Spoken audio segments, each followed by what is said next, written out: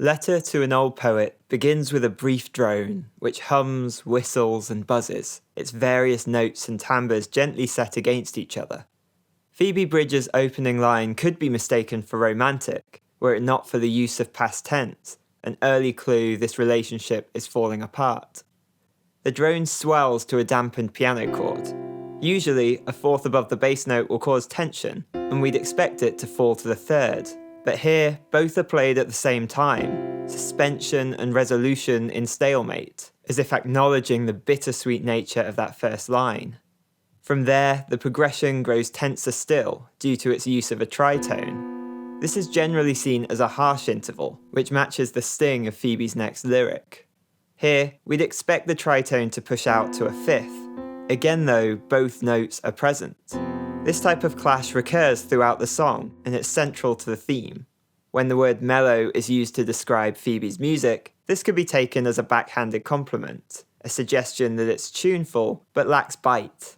As the soft piano chords show us, conflict doesn't always play out at a high volume.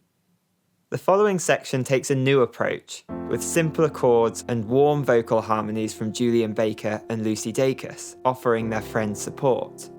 The dissonance is reduced to another subtle drone, its sustained notes reminding us of the underlying tension, sticking obstinately in place as the chords move elsewhere.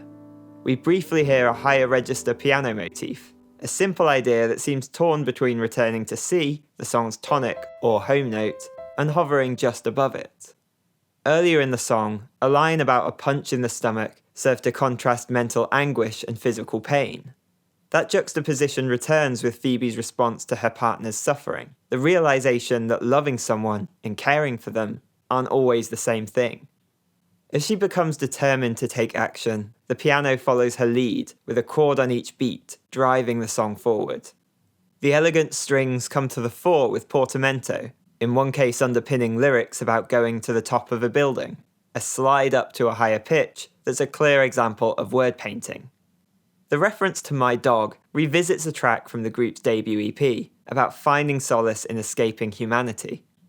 Together, BOYGENIUS have named a 2018 performance of this song as their most important shared experience, a moment of camaraderie between them and their fans. The last words, I am waiting, return to the theme of tension and resolution. The harmony here includes that tritone, stretched out for an uncomfortably long time, the group's members having to pause for breath.